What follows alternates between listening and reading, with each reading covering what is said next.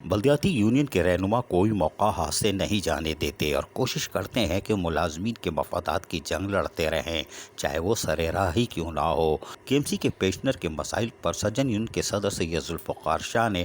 وزیر بلدیات سید ناصر حسین شاہ، ایڈمنسٹریٹر بلدیہ عظمیٰ کراچی لائق احمد کے ساتھ ساتھ سینئر ڈائریکٹر کوارڈینیشن خالد خان سے بھی سر راہ ملاقات کی۔ ایک پروگرام کے دوران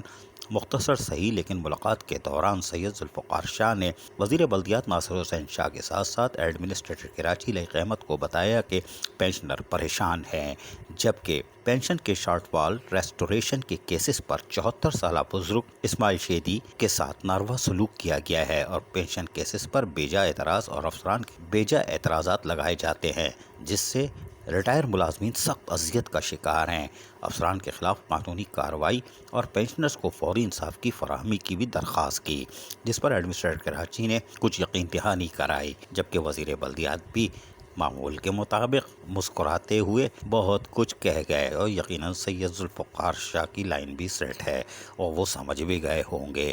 عزیز عارف، KBS بلدیاتی نیوز کراچی۔ ایسی ہی خوبصورت ویڈیوز فیوچر میں حاصل کرنے کے لیے ریڈ بٹن پر کلک کر کے اور بیل آئیکن کو پریس کر کے ہم سب کے سبسکرائبر بننا مت بھولیے۔